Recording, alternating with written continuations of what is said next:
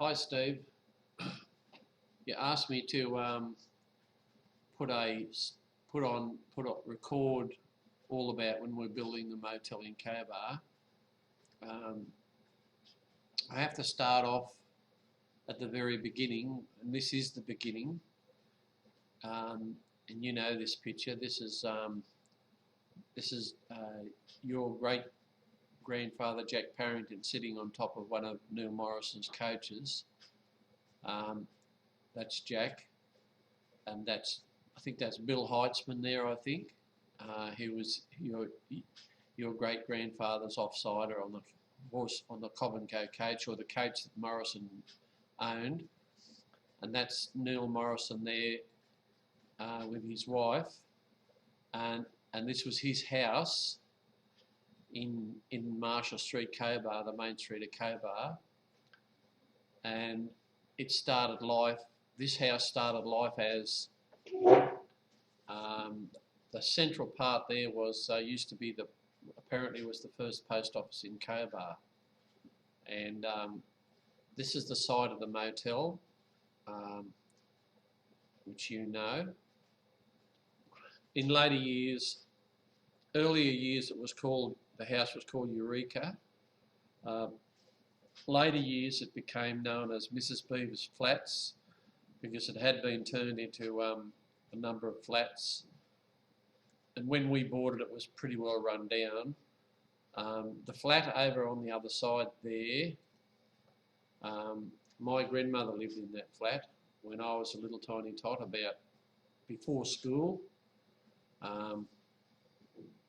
Many people in Cobar remember it as Mrs. Beaver's Flats. And when we pulled it down, just here, there was a well, and that well was, they'd been using that to store all their junk in, and it was nearly full of bottles when we pulled the house down. And what I had to do, it's right near room 1 on the Barrier Motel, or the motel, and we put a concrete lid over that well. So no doubt that well is chock-a-block full of old bottles going back to probably the 1800s. So that's the first part that I want to tell you. This laneway here was called Little Morrison, or Little something or other, and it might have been called Little Morrison Street, because Neil Morrison was the one that owned the house, and we bought that piece of land off the council to build a motel, and we bought the house on this side as well. Now Steve, this is that's the central part that I said that used to be the first post office in Cobar. That's you up on the roof when you were little. That's that entry area, and this is inside some of the rooms and at the place.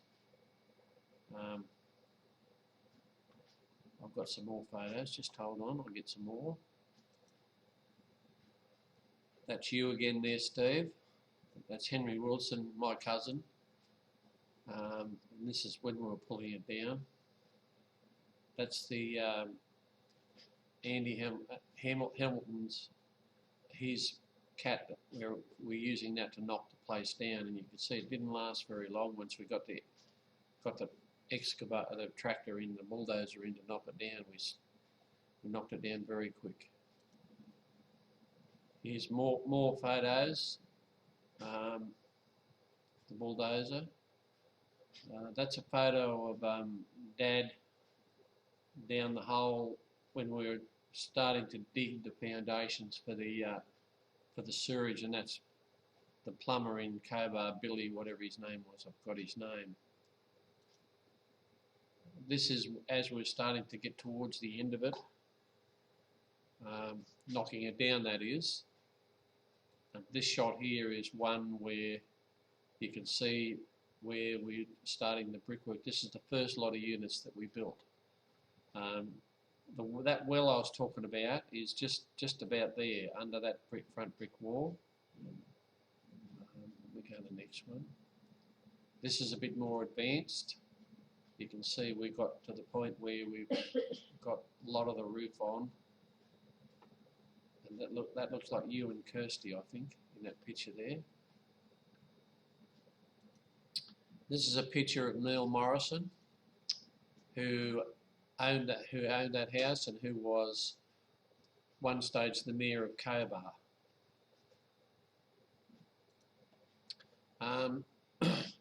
This is a picture of the reason why I put this here is because this is Catherine Williams, who was a hatcher, who's the mother of a lot of the people in Cobar, and Brucey Mott, who was a bricklayer and a really good friend of mine. He laid a lot of bricks on the house in Cobar.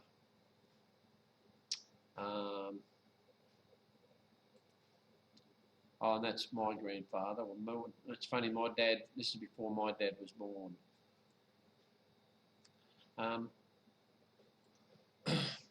Okay, Steve, so now I need to tell you a little bit about the how we built the house and how we built the Barrier Motel and all that. This, you know this picture as well. This is Jack Parrington, and I got somebody to paint that painting taken from this photo. So now I need to go back now and tell you, like when I was young, at school and that I was very good at, I could pick things up really quickly, and my teacher in the woodworking class and tech drawing class used to say, he used to reckon that I maybe had done it before, but it wasn't really. All it was just that I was, for some reason I seemed to be good with my hands and I picked it up really easily. And right from very early days I was always in my mind all the time trying to think of ways to do good and make myself better. And so eventually I come to the conclusion that I wouldn't mind building a motel. And so Henry Wilson, my cousin in Cobar, he used to say to me, you know, they desperately need a motel, a new motel in Cobar, you know, you should come back to Cobar and build a motel. So Gary Bannister, who was another mate of mine at school, he did an apprenticeship as a carpenter, and also Brucey Mott, Kelly Mott, who is actually our cousin from the Williams line. Kelly was a concreter and a bricklayer, and we'd been living in Sydney, and Kelly he'd been doing concreting and bricklaying, and Gary Bannister he'd been working for a building company, and so we almost started up a building company in Sydney. We come so close to it, which would have really went berserk because it was boom years those years. But in the meantime, we decided that we'd go back to Cobar to build a motel. So we went back, and I had to do a lot of swift talking to Dad and to your grandfather, Alf Barrington, to talk to them to see if they would help us get this motel going. And so we got Dad to take a share and also Alf to take a share in it.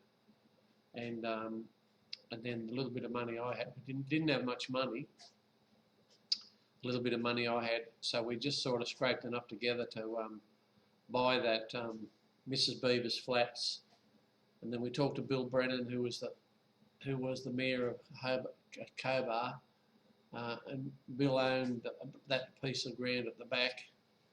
And we decided, so we bought all that, and then we demolished Mrs. Beaver's flats, and then there was a old house sitting at the back of Brennan's, and that one there we jacked it all up and put it on under a truck. There's photos of that, and we dragged it up to put